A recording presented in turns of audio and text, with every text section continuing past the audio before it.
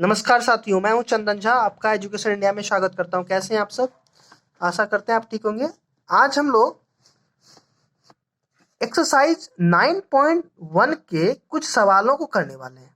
कुछ सवालों से मतलब है कि हम लोग पिछली वीडियो में लगभग 4 सवाल कर चुके हैं। अगर आप नए वीडियो में हैं तो आप पिछली वीडियो में जाकर जरूर देखेंगे। इस वीडियो के लिंक में डिस्क्रिप्शन में मैं 9.1 के वीडियो का लिंक दे दूंगा। साथियों, हम लोग कुछ इस प्रकार से सवालों को किया था कि ये सवाल बहुत ही आसान लगने लगे थे। उसी तरह आज हम लोग क्वेश्चन नंबर 5 से आगे करने वाले हैं। तो चलिए बिना देर के हुए क्वेश्चन को पढ़ते हैं। कहता है कि भूमि से 60 मीटर की ऊंचाई पर एक पतंग उड़ रही है। मतलब कि जो पतंग उड़ रही है ना, वो 60 मीटर की ऊंचाई पे उड़ रही है और पतंग में लगी डोरी को अस्थायी रूप से भूमि के एक मध्य बिंदु से बांध दिया जाता है। एक बिंदु से, सॉरी मध्य बिंदु नहीं, बिंदु से बांधा जाता है। अब भूमि के साथ डोरी का झुकाव 60 डिग्री है। यह मानकर कि डोरी में कोई ढील नहीं है। डोरी की लंबाई क्या कीजिए। अगर आपके पास बुक है तो आप बुक जरूर निकालेंगे, नहीं तो इसका स्क्रीनशॉट लेके फिर आप पढ़ेंगे और बार बार क्वेश्चन को पढ़ेंगे। तो इससे क्या होगी, सवाल बनाने में बहुत मदद मिलती है। तो ये बोल रहा है कि भूमि से 60 मीटर की ऊंचाई पर पतंग उड़ रही है। तो देखिए, ये पतंग है आपकी, ठीक है। ये आपकी जो है ये पतंग है, ठीक है।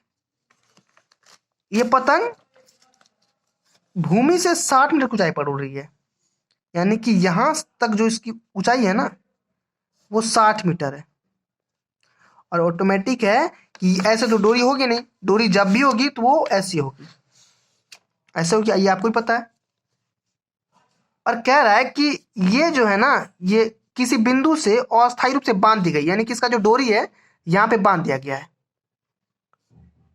और उसके बाद ये मान कर चला जाता है कि जो डोरी का जो झुकाव है, यानी कि डोरी में कोई ढील नहीं है, डोरी पूरी टाइट है। और इस भूमि के साथ 60 डिग्री का जहां पे झुकाव है ना डोरी का, वहां पे 60 डिग्री का कोण बना रही है। तो आपको बताना है कि डोरी की लंबाई क्या है। तो ऐसे सब क्वेश्चन में आप सबसे पहले नाम दीजिए। तो ए, बी और सी। मैं आपको बताया था पिछली वीडियो में भी कि जो आपको दिया रहे और जो आपको निकालना रहे, उस दो साइड को लेकर चलते हैं। तो हमारे पास दिया गया है ए बी और ए सी निकालना है। तो आप लिखिए यहाँ पर त्रिभुज, या फिर आप लिख सकते हैं कि समकोण त्रिभुज। आप यहाँ पर लिखिए समकोण त्रिभुज, ठीक है, ज्यादा बेटर होगा। तो समकोण त्रिभुज ए बी सी में क्या हो जाएगा, ए बी बटा ए सी बराबर, तो ए बी क्या है, देखिए ए बी आपका इस एंगल के लिए लंब है, क्योंकि कोण के सामने वाली भुजा क्या होती है, लंब होती है। और राइट एंगल के सामने वाली भुजा कर्ण होती है, ठीक है। तो कोण के सामने में ये है तो ये होगा ये लंब, तो ये लंब, और इसके सामने ये तो ये हो गया कर्ण, यानी लंब बटा कर्ण। किसका फॉर्मूला, तो साइन थीटा का फॉर्मूला। ये कहां से आया ये फॉर्मूला, ऐसा। और अगर आपको थ्योरी और पढ़ना है, अगर आप नए वीडियो में हैं, आप एक्सरसाइज 8.1 में जाएंगे। मैंने चैप्टर 8 पूरी की पूरी करा रखी है, वहां जाके और अच्छे से आप थ्योरी पढ़ सकते हैं और सारे सवालों को भी कर सकते हैं। तो चलेगा, तो साइन थीटा हो गया। और आपको पता है कि ए बी का वैल्यू दिया हुआ है 60 और ए सी आपके पास है। और साइन थीटा, तो साइन और थीटा की जगह पर क्या है, थीटा की जगह पर 60 डिग्री, तो यहां पर आप देंगे 60 डिग्री। तो यहां पर देखिए 60 बटा ए सी बराबर, और साइन 60 का मान होता है √3/2। अगेन, अगर आपको पता नहीं है तो आप कृपया करके पिछले वीडियो में जाइए और वहां से आपको एक टेबल मिलेगा, वो आप याद कीजिए। वहां अगर जाना चाहते हैं तो जाइए, नहीं तो आपके बुक में ही दिया गया है। आप पीछे जाएंगे तो 8.3 8.2 के पहले में दिया गया है, जो एक्सरसाइज है ना, वहीं पे आपको मिलेगा। आप यहां से आप आसान से निकाल सकते हैं एसी का वैल्यू। तो एसी का वैल्यू कैसे निकलेगा, एसी मल्टीप्लाई, यहाँ पे आप क्रॉस मल्टीप्लीकेशन दीजिए, तो एसी मल्टीप्लाई क्या हो जाएगा, √3 बराबर 60 × 2। तो यहाँ देखिए एसी बराबर क्या हो जाएगा, 60 × 2 हो जाएगा 120, और बट्टा में ये हो जाएगा √3। और यहाँ पर आप क्या कीजिए, हर का परिमयीकरण, यहाँ पर आप पर मल्टीप्लाई 3 नीचे मल्टीप्लाई 3, और यहाँ पे लिखिए हर का परिमेयकरण। ठीक है, तो चलिएगा यहाँ पर क्या होने वाला है, 120√3 बटा में √3 मल्टीप्लाई √3 तो 3, और यहाँ से ये कट जाएगा तो 40 बार में हो जाएगा आपका 40√3। यानी कि जो आपकी एसी की लंबाई है ना, वो पतंग की जो डोरी है उसकी जो लंबाई है वो है 40√3। ये आपका राइट आंसर आ जाता है। चलते हैं हम लोग अगले क्वेश्चन नंबर 6 की ओर। तो हम लोग आगे हैं 6 नंबर में। कह रहे 1.5 मीटर लंबा एक लड़का 30 मीटर ऊंचे एक भवन से कुछ दूरी पर खड़ा है। तो लड़का की लंबाई 1.5 मीटर है और 30 मीटर का ऊंचा भवन है, उसे कुछ दूरी पर खड़ा है। जब वह भवन की ओर जाता है तो उसकी आंख से भवन के शिखर का उन्नयन कोण 30 से 60 हो जाता है। तो बताइए कि भवन से भवन की ओर कितनी दूरी तक चलकर गया। ऐसे सारे क्वेश्चन में करना कैसे आपको मैं बताता हूं आपको। देखिए कह रहा है कि पहले तो 30 मीटर की ऊंचे एक भवन है। तो मान लीजिए यहाँ पर ये आपका ये बिल्डिंग है। बिल्डिंग बनाने का ना ही मेरे पास टाइम है ना ही आपके पास टाइम है, अभी अभी हो या एग्जाम में हो। आप ऐसा नहीं करेंगे आप बिल्डिंग बनाने लगेंगे तो फिर आपका दिक्कत हो जाएगा। ठीक है, तो चलेगा, मैं मानता हूं कि बिल्डिंग है और जो इसकी ऊंचाई है वो है 30 मीटर। ठीक है, ये भी आप मान के चलेंगे 30 मीटर इसकी ऊंचाई है। और बोल रहा है कि इसे के कुछ दूरी पर 1.5 मीटर लंबा लड़का, यानी कि एक लड़का, ये मान लीजिए आपको लड़का बनाने की टाइम नहीं है, ड्राइंग ऐसा नहीं कि वहां पे ड्राइंग बैठ के करने लगेंगे एग्जाम हॉल में या यहाँ पे। ये जो है ये लड़का 1.5 मीटर का है। और जब देखिए ये जब होगा ना यहाँ पर तो इसकी आंख से ही बनेगा कौन कौन बनेगा। तो सबसे पहले आपको क्या कर देना, यहाँ पे एक काल्पनिक रेखा खींच देनी है आपको यहाँ से यहाँ तक, ताकि आपको सवाल बनाने में आसानी हो। ये आंख है इसका लड़के का। अब कह रहा है कि जब यहां से चलता है आगे, कहां से, इस पॉइंट से आगे चलता है लड़का, तो जो उन्नयन कोण बनता है इस बिल्डिंग के शिखर का, भवन के शिखर का, वो 30 से 60 हो जाता है। यानी कि अभी जो बन रहा होगा, अभी 30 बन रहा होगा और यहां जब आएगा तो क्या बन जाएगा 60।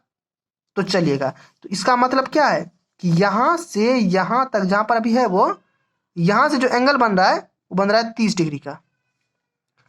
और लड़का चलते हुए भूमि की तरफ आ रहा है और भूमि की तरफ आते हुए लड़का आ गया है यहां पर, मानते हैं लड़का यहां पर आ गया है। और अब जो एंगल बन रहा है ना वो बन रहा है कितना डिग्री का, अब लड़के से एंगल बन रहा है 60 डिग्री का। यानी कि यहाँ पे ये बन रहा है 60 डिग्री का। आप इससे एक रेखा खींच ही सकते हैं। देखिए अब बोल रहा है कि लड़का जो है ना कितना दूर चल कर गया, यानी कि यहां से ये वाली डिस्टेंस आपसे पूछी जा रही है, ये वाली डिस्टेंस। ऐसे सब सवालों में आसान तरीका क्या है कि सबसे पहले आप नाम दीजिए। जब आप नाम देना सीखेंगे आप बहुत कुछ सीखेंगे। ए, इसे दीजिए बी, इसे सी और इसे डी, इसे ई, इसे एफ, इसे जी। ठीक है, तो चलिएगा, तो सबसे पहले क्या लिखते हैं, सबसे पहले यहां पर लिखते हैं हम लोग क्या, तो ए पहले ए जी का देख लीजिए। ए जी बराबर कितना है, आप यहां पे लिखिए ए जी बराबर है आपका 30 मीटर। ठीक है, और फिर देखिए ए जी बराबर क्या है 30 मीटर है।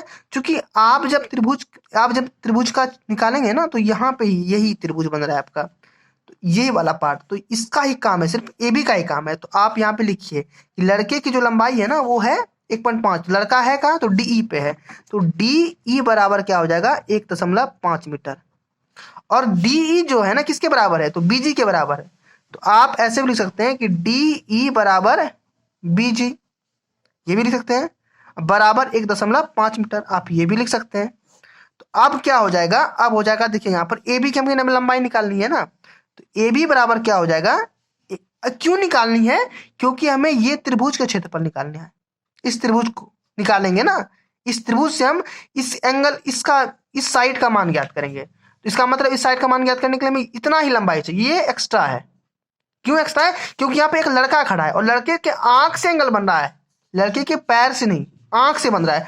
तो जब ये लड़का खड़ा होगा ना तो बिल्डिंग के सामने में खड़ा है, तो आंख से बनेगा तो उसका जो आंख के नीचे का शरीर है वो बेकार चला जाएगा, तो वो काट के हटाना पड़ेगा आपको इस सवाल से। तो ए बी बराबर क्या हो जाएगा, ए जी, चूंकि पूरा का पूरा ए जी है, और माइनस क्या, बी जी। ठीक है, और ए जी आपका है कितना, ए जी आपका 30 है, और जब आप बी जी 1.5 को इसमें क्या करते हैं, सब्ट्रैक्ट करते हैं, तो आपका 28.5 मीटर आ जाता है आपका ए बी। ठीक है, चलिएगा अब करते हैं समकोण त्रिभुज। समकोण त्रिभुज आप पहले ले लीजिए किसको, आप ले लीजिए ए बी सी को। ठीक है, ए बी त्रिभुज ए बी सी में, तो आपके पास दिया गया है ए बी है ना, यहाँ पे देखिए, ये आपके पास ए बी रहा, ये तो ए बी आपके पास दिया है, निकालना है आपको बी सी, ए बी बटा बी सी, यानी कि ये देखिए ये एंगल है, और एंगल के सामने वाली भुजा होती है लंब, तो ये हो गया लंब, और राइट एंगल के सामने वाली भुजा होती है कर्ण, तो जब ये कर्ण हो जाएगा तो ये क्या हो जाएगा, आधार। तो लंब बटा आधार किसका फॉर्मूला होता है, तो टेन थीटा का। ए बी कितना है, ए बी है 28.5 बटा में बी सी, और टेन थीटा के जगह पे 60 डिग्री। अब देखिए यहाँ पर 28.5 बटा बी सी, और टेन 60 का मान होता है √3, तो बी सी बराबर क्या हो जाएगा, यहाँ पे देखिए बी सी मल्टीप्लाई में √3, चूंकि कुछ नहीं यहाँ पे क्रॉस मल्टीप्लिकेशन करेंगे तो 28.5 1 से मल्टीप्लाई होकर 1 ही रहेगा, और बी सी बराबर हो जाएगा आपका 28.5 बटा √3। ठीक है, हमें निकालना है ये दूरी। ठीक है, अगर हम मान लिए कि बी डी निकाल लेते हैं, और बी डी में अगर बी सी को घटा देंगे तो हमारा सी डी निकल जाएगा। ये तो निकालनी है ना सी डी, ये ई एफ निकालनी है, और या फिर सी डी निकाल, दोनों देखिए, ये यहाँ से सर से चलता है, यहाँ से बर चलता है। तो अब देखिए, अब हमें क्या करना पड़ेगा, इसका निकालना पड़ेगा। इसके लिए क्या करना है, ये पूरे त्रिभुज को लेना पड़ेगा। तो अब आप लीजिए समकोण त्रिभुज, समकोण त्रिभुज आप नाम क्या देंगे, नाम देंगे A B D. A B D में, क्योंकि तभी ना आपसे बी डी निकलेगा, अब बी डी में आप जब बी सी निकालेंगे घटाएंगे, आपका बी सी निकला हुआ है, यहाँ पे देखिए आपका बी सी निकला हुआ है, और जब आप बी डी निकाल कर उसमें बी सी घटाएंगे तो आपका आंसर आ जाएगा। ठीक है, तो चलिए, तो यहाँ पर क्या करना पड़ेगा आपको, तो ए बी लेना पड़ेगा। सबसे पहले क्या लीजिए, ए बी आपके पास दिया हुआ है, और आपको निकालना है बी डी। ए बी बटा फिर वही लंब बटा आधार, चूंकि ये अब इस बार एंगल ये 30 डिग्री है, एंगल कुछ भी रहे लेकिन एंगल के सामने वाली भुजा तो लंब होती है, तो ये लंब, और ये हो जाएगी आपकी आधार। तो लंब बटे आधार पर किसका फॉर्मूला, तो टेन थीटा का फॉर्मूला। और लंब कितना है, ए बी कितना, ए बी है 28.5, और बी डी कितना है पता नहीं, तो बी डी ही, और टेन थीटा की जगह पे इस बार 30 डिग्री। ठीक है, तो 28.5 बटा बी डी बराबर 1/√3। क्रॉस मल्टीप्लीकेशन करेंगे तो 28.5 मल्टीप्लाई √3 बराबर क्या आ जाएगा, आपका आ जाएगा बी डी। अब देखिए आपका बी डी निकल गया, बी सी निकल गया, आपको निकालना क्या है, आपको निकालना है सी डी। ठीक है, कितना दूरी चल कर आया, तो सी डी बराबर क्या हो जाएगा, सी डी बराबर हो जाएगा टोटल दूरी कितना, B D. B D minus में क्या कर देंगे, माइनस बी डी में माइनस में कर देंगे बी सी। ठीक है, बी डी में माइनस में कर देंगे बी सी, तो हमारा यहीं पे आंसर आ जाएगा। ठीक, तो चलेगा, यहाँ पे क्या करें, अब देखिए ये आपका आ रहा है फ्रैक्शन में। ठीक है, ये आपका फ्रैक्शन में आ रहा है, तो आप क्या कर सकते हैं, इसको आप इसका परिमयकरण कर सकते हैं। कैसे करेंगे मैं आपको बताता हूँ। ठीक है, चलिएगा, तो चलिएगा यहाँ पर आप क्या कीजिए, यहाँ पर आप √3 से ऊपर और √3 से नीचे मल्टीप्लाई कीजिए। ठीक है, तो आपका यहाँ पर आने वाला है 28 आप यहाँ पे लिखेंगे हर का परिमयकरण करने पर, ये इसमें 28.5 √3 बटा में 3, और जब इसे कटाएंगे ना, इसे कटाने के बाद ये देखिए 3 9 जा 27, और डेसिमल क्या हो जाएगा 50, यानी कि 9.5 √3। ये क्या निकल रहा है आपका, ये निकल रहा है बी सी। ठीक है, तो आप C D minus C D बराबर क्या करेंगे, B D minus B C. तो देखिए बी डी कितना है, तो बी डी आपके पास यहाँ पे दिया हुआ है 28.5 √3 माइनस 9.5√3। ये क्या है आपका, ये आपका सी डी बराबर, ठीक है। तो आप देखिए यहाँ पर 28.5 और यहाँ पे 9.5, तो 5 और 5 तो कट जाएगा, तो 0 आ जाएगा। और 28 में से जब 9 को सब्ट्रैक्ट करेंगे तो आता है 19। 19√3 ये आपका मीटर, आपका जो राइट आंसर होगा सी डी वही होगा। यानी कि जो लड़का है ना वो इस जगह से जो यहाँ तक चला वो 19√3 मीटर तक चला, ठीक है, चलेगा। अब रुक करते हैं अगले सवाल के और, क्वेश्चन नंबर 7 चलिएगा। तो इसमें बोल रहा है कि भूमि के एक बिंदु से 20 मीटर ऊंचे भवन के शिखर पर लगी एक संचार मीनार के तल और शिखर के उन्नयन कोण क्रमशः 45 डिग्री और 60 डिग्री है। मीनार की ऊंचाई क्या है? बहुत ही आसान सवाल है कि भूमि है उसके बिंदु से एक 20 मीटर ऊंचे भवन, ठीक है, कि शिखर पर लगी एक संचार मीनार है। तो बहुत ऐसा सवाल मैं आपको लेके आता हूँ स्क्रीन पर। तो देखिए बोल रहा है कि एक भूमि है, ये रही भूमि, और भूमि के एक बिंदु से, ये बिंदु से 20 मीटर का ऊंचा एक भवन है, ठीक है, ये आपका 20 मीटर ऊंचा एक भवन है। इस भवन की जो ऊंचाई है ना वो है 20 मीटर। अब सवाल को बहुत अच्छे से पढ़ेंगे, ठीक है, कि शिखर पर एक संचार मीनार लगी हुई, यानी कि यहां से एक मीनार लगी हुई है, यहाँ पर ये आपकी भूमि है, यहां से एक मीनार लगी हुई है, ठीक है। अब बोल रहा है कि मीनार के तल और शिखर, यानी कि इस तल से भी एक एंगल बन रहा है और शिखर से भी एक एंगल बन रहा है, यहीं पे इसी बिंदु पर बन रहा है कि तल से और यानी जो तल से बन रहा है वो बन रहा है 45 डिग्री का, जो तल से बन रहा है वो बन रहा है 45 डिग्री, और जो शिखर से बन रहा है वो बन रहा है 60 डिग्री का, ऐसा, ठीक है, ये बन रहा है। अब बोल रहा है कि मीनार की ऊंचाई ज्ञात कीजिए, तो इसकी ऊंचाई बोल रहा है, इसकी ऊंचाई यहां से लेकर यहां तक की ऊंचाई बोल रहा है। बहुत आसान सवाल लग रहा है आपको, कैसे मैं बताता हूं। मैं जो बोलता हूं सबसे पहले नाम दीजिए, और अच्छा आप सोचिए कि आपके पास बीसी दिया गया है, अब सीडी तो निकल ही जाएगा त्रिभुज बीसीडी में, और जब सीडी निकलेगा तो आपका एसी भी निकल जाएगा, और एसी में जब बीसी घटाएंगे तो आपका ए भी निकल जाएगा। कैसे? तो चलिए यहां पर आप लिखिए समकोण त्रिभुज। समकोण त्रिभुज किसको लेना है पहले? तो बीसीडी को लेना है, बीसीडी में, ठीक है, बीसीडी में। अब देखिए तो बीसी, आपके पास बीसी दिया हुआ है तो बीसी बटा सीडी ले लीजिए, और आपको पता है कि जो एंगल है किसके लिए ले रहा हूं, तो बीसीडी, आप याद रखेंगे एंगल 45 डिग्री है, तो इसके सामने वाली भुजा लंब और ये वाली भुजा आधार, तो लंब बटा आधार बराबर tan थीटा। तो देखिए बीसी कितना है, तो बीसी है 20, सीडी आप नहीं पता है, बराबर tan थीटा के जगह पर 45 डिग्री, ठीक है, और 20 बटा सीडी, tan 45 का मान होता है 1, तो मल्टीप्लाई हो जाएगा इसमें, तो 20 बराबर हो जाएगा सीडी, यानी कि जो सीडी का जो वैल्यू निकला वो कितना निकला 20, तो यहाँ पर आप पुट कर देंगे 20 मीटर। चलिएगा अब चलते हैं ना, अब इसका पूरा निकालते हैं एसी का।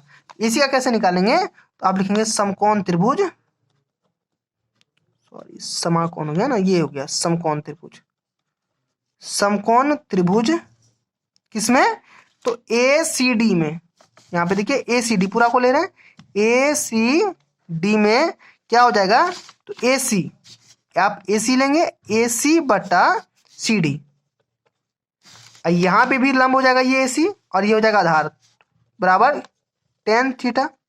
और देखिए यहाँ पर एसी का क्या है, एसी में क्या है, आप एसी को लिख दीजिए A B plus B C, simple A B plus, देखिए यहाँ पर अगर आप एसी को लिखते हैं A B plus B C, तो यहाँ पर क्या होगा, बीसी का मान दिया गया है, ए बी स्पष्ट रूप से इसमें आंसर आ जाएगा। ए बी तो निकालना है ना, मीनार की ऊंचाई निकाले, और ये मीनार है, तो चलिए ए बी प्लस में बी सी बटा सी डी बराबर tan थीटा, एक इस पर लिख दिए, और ए बी आपको पता नहीं है, ए बी तो निकालना ही है, प्लस बी सी आपका है 20, कैसे, यहाँ पे देखिए बी सी 20 है, और बटा सी डी भी निकला है अभी 20, तो 20 बराबर tan कितना डिग्री, तो पूरे की बात हो रही है ना, तो tan 60 डिग्री, tan 60 डिग्री।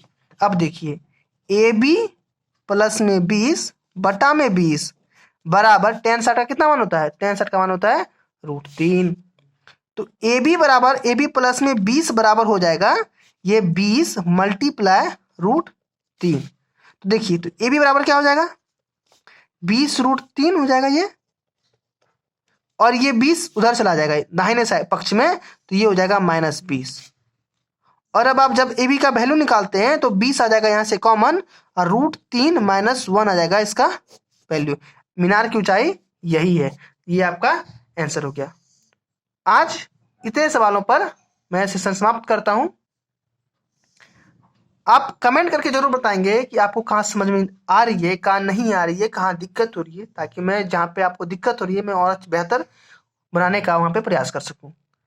आप अपना प्यार इसी प्रकार से बनाए रखें, बड़ों का सम्मान करें, छोटों को प्यार दें, और अपना व्यक्तित्व इस प्रकार से विकसित करें कि महिलाएं आपके साथ सुरक्षित महसूस कर सकें। और हाँ, अगर वीडियो पसंद आ रही है तो वीडियो को लाइक जरूर करें, चैनल को सब्सक्राइब करें, अपने साथियों के साथ शेयर करें, और बेल आइकन को दबाएं ताकि मैं जो सेशन करता हूं सबसे पहले वीडियो आपके पास पहुंचे। धन्यवाद।